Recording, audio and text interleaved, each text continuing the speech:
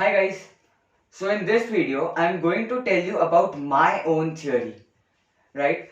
I request you to watch this video till the end and comment whatever you feel about this theory because it is not yet mathematical proven and it is just my own assumption. I would also like you to share it to maximum number of people so that I can get maximum feedbacks. Now coming to my theory. So relationship between atoms and the universe. As you all know, atoms consist of a dense center part where almost all the mass is concentrated. Electrons revolve around the nucleus and have a negligible mass. Deep inside the atom, it is proposed that to be made up of vibrating strings. Now, comparison of the atoms with black holes.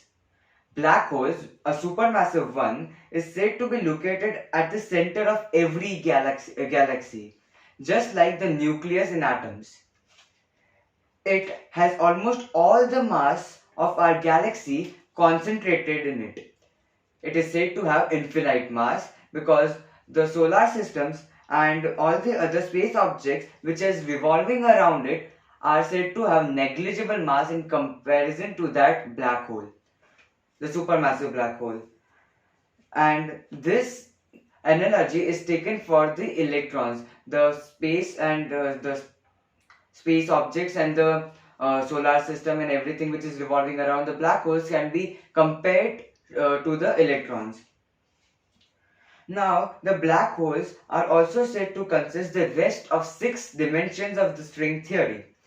And so there are so many similarities between an atom and a black hole. And this of course cannot be a coincidence, right? So let our supermassive black hole be the nucleus, the stars and systems like the solar system be the electrons, and let our galaxy be an atom. So now the universe is composed of many galaxies, right?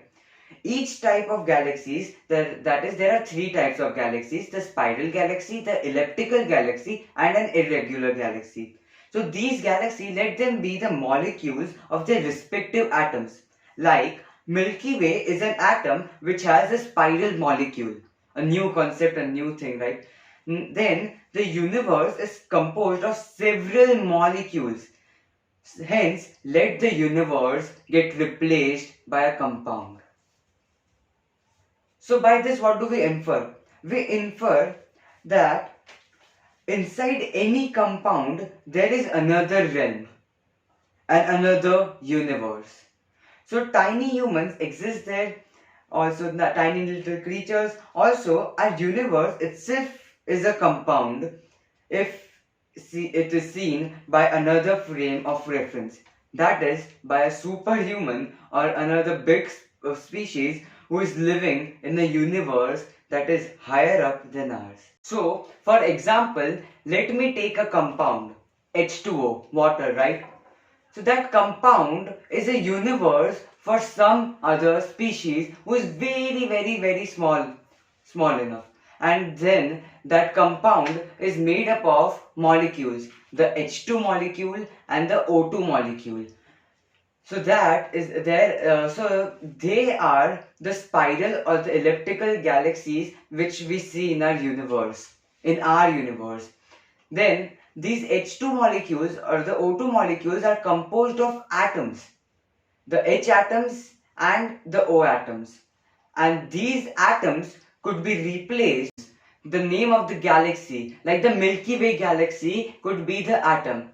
Each atom has a nucleus. Similarly, each galaxy has a black hole. The H2O compound also has atom, and that atom also has a nucleus.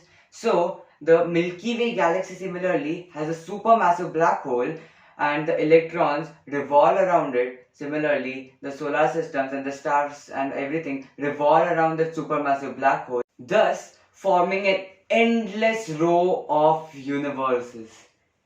What a mind-boggling thing, right?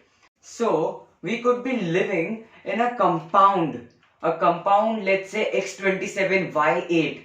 I just made a name, But we could be living in this compound, which is actually a compound like H2O, for some super creature living out there in a higher realm than ours. It could be humans or something just out of our imagination.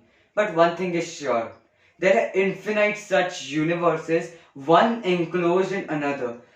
Our universe is just a compound for some other creatures, and what we think is a compound like the H2O or CO2, or what we think is a compound may be a universe for some other smaller creature. Wow.